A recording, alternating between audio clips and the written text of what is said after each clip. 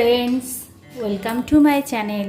আজকে আমি নিয়ে চলে এসেছি ইনস্ট্যান্ট ইডলির রেসিপি। যদি মনে হয় সকালবেলা উঠে হঠাৎ করে যে আজকে ইডলি খাবো, তাহলে আমরা ইডলিটা কিভাবে তখন খেতে পারবো সেটা একটা চিন্তার ব্যাপার। কারণ কলাইয়ের ডাল, চাল এগুলো আমাকে আগের দিন ভিজিয়ে রাখতে হতো, কিন্তু সেটা তো আমার রাখা হয়নি। অথচ ইচ্ছা করছে আজকে ইডলি খাবো। চলো আজকে ইডলি খাবো এরকম একটা রেসিপি আমি আজকে তোমাদের সঙ্গে শেয়ার করে নিই। আমি বানাবো সুজি দিয়ে ইডলি আর সাম্বার। দেখা যাক কিভাবে কলাইয়ের ডাল, চাল ছাড়া ইডলি রেসিপি আমি তোমাদের সঙ্গে শেয়ার করতে পারি। দেখো, আমি নিয়ে নিয়েছি একটা 200 গ্রাম সুজির প্যাকেট। এই সুজিটা আমি প্রথমে একটা মিক্সিং বোলে নিয়ে নেব।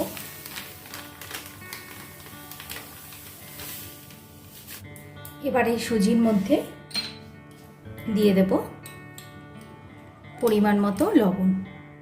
যে যেমন লবণ খেতে পছন্দ করো সেই পরিমাণে দিয়ে দেবে। সুজির সাথে লবণটা খুব ভালো মতো মিশিয়ে দিলাম। এবার এতে দিয়ে দেব 1 কাপ টক দই। এটা ঘরে পাতা টক দই, তোমরা ইচ্ছা করলে এটা কেনা টক দই ইউজ করতে পারো। এবার এটাকে দইয়ের সাথে ভালো করে সুজিটাকে মিশিয়ে দেব। এবার আমি এর মধ্যে 1 কাপ জল দেব।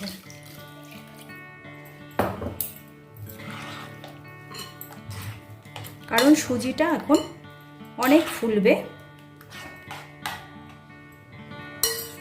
সুজিটাকে এবার আমি এই দই আর জলের মধ্যে মিনিট 15-এর জন্য ভিজতে দেব। একটা ঢাকা দিয়ে আমি রেখে দেব। আর এতে আমি খানিক পরে ইউজ করব বেকিং সোডা। এই বেকিং সোডাটা আমি এখন দেব না, তাহলে এই বেকিং সোডার কাজটা ঠিকমতো হবে না। যখন আমি ইডলি স্ট্যান্ডে ইডলি তৈরি করার জন্য দেব, তার আগে আমি এই বেকিং সোডাটা মেশাবো। এবার এটাকে আমি সরিয়ে রেখে দেব। এবার আমি সাম্বারের জন্য ডালটাকে রেডি করে নেব। এখানে আমি 1 বাটি মতো অড়হর ডাল নিয়ে নিয়েছি। এই অড়হর ডালটাকে আমি জলে ভালো করে ধুয়ে নেব। এবার এই ডালটাকে আমি ধুয়ে খানিকক্ষণ ভিজিয়ে রাখবো, যাতে খুব তাড়াতাড়ি আমি সাম্বারটা তৈরি করতে পারি। ডালটা আমি 3 বার মতো ভালো করে জল দিয়ে ধুয়ে নিয়েছি। এবার এতে আমি খানিকটা গরম জল দিয়ে ভিজিয়ে রাখবো। গরম জল দিয়ে ভিজিয়ে রাখলে তাড়াতাড়ি ডালটা নরম হয়ে যাবে, আর খুব তাড়াতাড়ি সাম্বার বানানোর জন্য এটা সবথেকে সহজ উপায়। এরপর ডালটাকে আমি মিক্সিতে পেস্ট করে নেব। মিনিট 10-এর জন্য আমি এই ডালটাকে নরম হতে রেখে দেব। গরমে ভেজানো ছিল, সুন্দরভাবে নরম হয়ে গেছে, আঙুল দিয়ে ভেঙে যাচ্ছে। এবার এটাকে আমি একটু মিক্সিতে পেস্ট করে নেব। তাহলে আলাদা করে প্রেশার কুকারে সেদ্ধ করে নেওয়ার পরে বেশি সময় আমার দিতে হবে না। চলো এটা আমি মিক্সিতে পেস্ট করে নেওয়ার পর কিভাবে সাম্বারটা তৈরি করছি তোমাদের সঙ্গে চটপট শেয়ার করে ফেলবো। ডালটাকে পুরো ভালো করে পেস্ট করে নিয়েছি, এতে আমার সাম্বার তৈরি করা খুব তাড়াতাড়ি হয়ে যাবে। একটা প্রেশার কুকার নিয়েছি, এতে আমি এই ডালটা দিয়ে দেবো। এবার এই কন্টেনারটাতে জল দিয়ে বাকি ডালটাও এর মধ্যে দিয়ে দেব।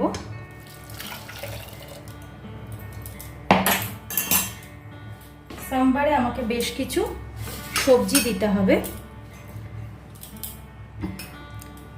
দেখো, আমি নিয়ে নিয়েছি কুমড়ো, সজনের ডাঁটা, মূলো, গাজর, বরবটি, বাঁধাকপি আর 2টো টমেটো। তোমরা নিজেদের পছন্দ অনুযায়ী যে কোনো সবজি এতে ব্যবহার করতে পারো। যে সবজি তোমরা খেতে ভালোবাসো সমস্ত সবজি দেয়া যেতে পারে, তবে সাম্বারের জন্য ডাঁটাটা মোটামুটি মাস্ট বলা যেতে পারে। এই সমস্ত সবজিগুলো আমি একে একে প্রেশার কুকারে দিয়ে দেবো। এভাবে সাম্বারটা রান্না করলে অনেক তাড়াতাড়ি হয়ে যাবে। এবার আমি এই 2টো টমেটোকে কেটে এর মধ্যে দিয়ে দেব। দুটো টমেটো দিয়ে দেব। এবার এতে আর একটু পরিমাণে জল দিতে হবে।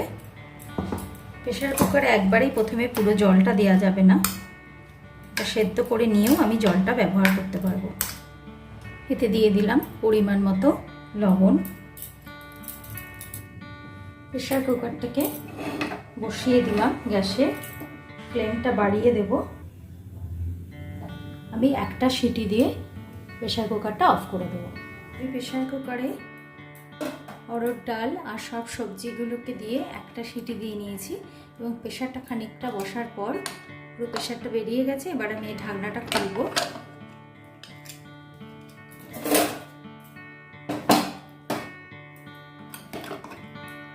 সব সবজিগুলোই দেখো সেদ্ধ হয়ে গেছে খুব ভালো মতো। গ্যাসটা আমি জ্বালিয়ে নিলাম। সাম্বারটা খুব পাতলা হয়, সেজন্য আমি এতে অনেকটা পরিমাণে জল দিয়ে দেব।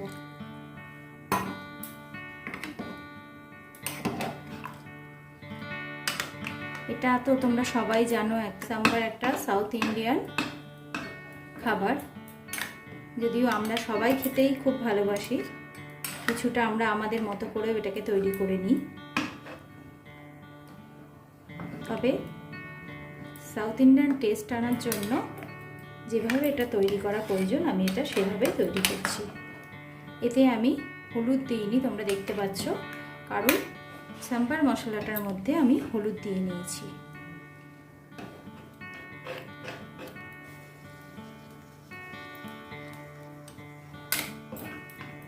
এটা খুবই পাতলা করে ডালটা তৈরি করতে হবে। এবার এতে আমি দিয়ে দেব কাশ্মীরি লঙ্কার গুঁড়ো, এটা কালার হওয়ার জন্য। দেব সাম্বার মশলা, যেটা আমি তৈরি করেছি, এটা তোমরা কেনা সাম্বার মশলাও ইউজ করতে পারো। এখানে 1 টেবিল স্পুন, 2 টেবিল স্পুন, প্রায় 3 টেবিল স্পুন মতো আমি সাম্বার মশলাটা ইউজ করলাম। এবার এটাকে ডালের সাথে ভালো করে মিশিয়ে দেব।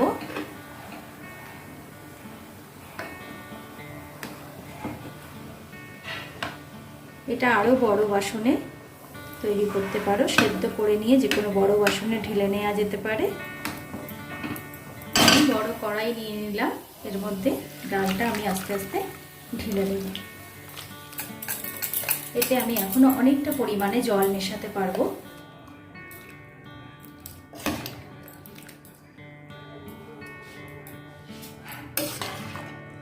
দিয়ে দেব তেঁতুল গোলা। তোমরা এটা কাঁচা তেঁতুলও দিতে পারো, পাকা তেঁতুলও দিতে পারো, আবার প্রয়োজন মনে না করলে স্কিপ করেও যেতে পারো। এবার এটাকে আমি ফুটতে দেব। আমরা যেহেতু একটু মিষ্টি, টক মিষ্টি, নোনতা খেতে ভালোবাসি, সেজন্য আমি এখানে সামান্য চিনি দিয়ে দিলাম। এটাকে ইচ্ছা করলে দিতেও পারো, আবার নাও দিতে পারো। তবে সাধারণত সাউথে চিনিটা ইউজ করা হয় না, আমরা আমাদের টেস্ট অনুযায়ী এটা একটু ব্যবহার করতেই পারি। এটা আমি একটু লবণ মিষ্টিটা টেস্ট করে দেখব। এতে ঝালও এই মশলা গুঁড়োর মধ্যে ইউজ করা আছে।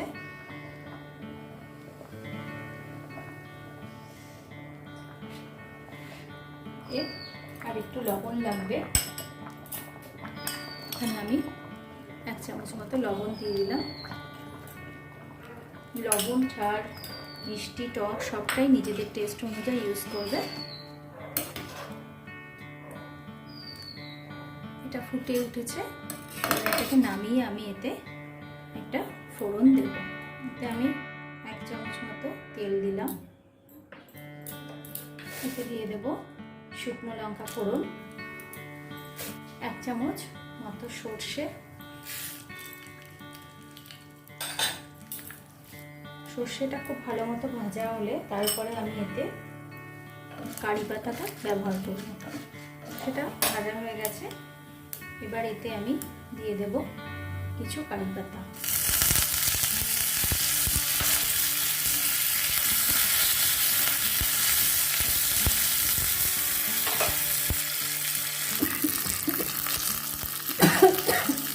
ভাজা ফোড়নটা মধ্যে দিয়ে দেবো। এটা সাম্বারের মেন কাজ, এই ফোড়নটা আমাকে দিতেই হবে। আর এই কারি পাতার ফ্লেভার, সর্ষের ফ্লেভারটাই সাম্বারটাকে সম্পূর্ণ তৈরি করে। সাম্বার তৈরি করা আমার কমপ্লিট। এবার আমি বানিয়ে নেব ইডলি। ইডলি বানানোর জন্য আমি একটা বাসনে জল বসিয়ে দিয়েছি এবং ঢাকনা দিয়ে দিয়েছি। আর নিয়েছি দেখো একটা ইডলি স্ট্যান্ড। এই স্ট্যান্ডটা খুব ভালো মতো এই বাসনটাতে বসে যাবে এবং ঢাকা পড়বে, এরকমই একটা বাসন নিতে হবে। আর ইডলি স্ট্যান্ড ছাড়া তোমরা স্টিলের বাটিতে করেও ইডলি তৈরি করতে পারো। আর এই স্ট্যান্ডটার মধ্যে আমি ইডলির ব্যাটারটা দেব আর জলটাকে ভালো মতো ফুটতে দেব। মিনিট 15-20 এই সুজির ব্যাটারটা আমার গুলে রাখা হয়ে গেছে। এবার এটাকে আমি খুব ভালো মতো প্রথমে নেড়ে নেব। দেখো এর ঘনত্বটা একদম ঠিক আছে, এতে আমাকে আর জল মেশাতে হবে না। এবার এর মধ্যে আমি ইউজ করব বেকিং সোডাটা। আমি এটা তৈরি করার সময়ই দেব। এতটা পরিমাণে হাফ চামচ মতো বেকিং সোডা। বেকিং সোডাটা এর মধ্যে খুব ভালো মতো মাখিয়ে নিতে হবে। দেখো বেকিং সোডা দেওয়ার সাথে সাথে এর মধ্যে বুড়বুড় শুরু করে দিয়েছে বা ফার্মেন্টেশনটা পুরো ভালো মতো হয়ে গেছে। এবার এই স্ট্যান্ডটা সবকটা অংশ আমি খুলে নেব। এই একটা স্ট্যান্ডে একবারে 12খানা ইডলি তৈরি করা যায়। স্ট্যান্ডে এই খোপগুলোতে সামান্য তেল বুলিয়ে দিতে হবে, খুব অল্প করে। এরমভাবে প্রত্যেকটাতে তেল বুলিয়ে নিতে হবে। এবার আমি সবার প্রথমে যে নিচে স্ট্যান্ডটা তাতে ব্যাটারটা দিয়ে দেব। এগুলো খুব ছোট স্ট্যান্ড, এমন পরিমাণে ব্যাটারটা ধরবে তোমরা সেরকম পরিমাণে দেবে।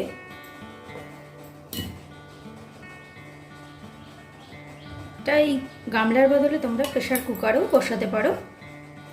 গার্ডার আর সিটিটা না লাগিয়ে। তবে যে কোনো গামলায়, ঢাকা পড়া গামলাতে দিলেই এটা করা যায় বলে আমি এটাই ব্যবহার করছি। এবার এই স্ট্যান্ডটার ওপরে আর একটা স্ট্যান্ডকে এইভাবে বসিয়ে দেব। হয়তো সবাই জানোই কিভাবে এটা ব্যবহার করতে হয়, তবুও আমি একবার দেখিয়ে দিলাম। দিকে জলটা ফুটতে শুরু করে দিয়েছে। একইভাবে সবকটা স্ট্যান্ডের প্লেটকে আমি জিগজ্যাগ প্যাটার্নে বসিয়ে নিলাম। দেখো তোমাদের নিশ্চয়ই ঠিকঠাক দেখাতে পাচ্ছি। এবার এটাকে আমি জলের মধ্যে বসিয়ে দেব। দেখো জল ফুটতে শুরু করে দিয়েছে। এবার এই স্ট্যান্ডটাকে আমি এর ভেতরে বসিয়ে দেব। ঢাকনাটা পুরো দিয়ে দেব। গ্যাসের ফ্লেমটা এরকম কমানো অবস্থায় থাকবে। মিনিট 2 বাদে আমি ঢাকনা খুলে দেখব এটা কতটা তৈরি হয়েছে। দেখো মিনিট 2 হয়ে গেছে, এটা সম্পূর্ণ ফুলে গেছে। এবার আমি এই স্ট্যান্ডটাকে এর থেকে বাইরে নিয়ে আসবো। ইডলি স্ট্যান্ডে ইডলি রেডি। এবার আমি একটা একটা করে তুলে নিয়ে এটাকে পরিবেশন করে দেব। দেখো সুজির ইডলি আর সাম্বার আমার রেডি। এটা ভীষণই স্পঞ্জি হয়েছে। তোমাদের আমি একটা পিস করে কেটে দেখালে তোমরা বুঝতে পারবে।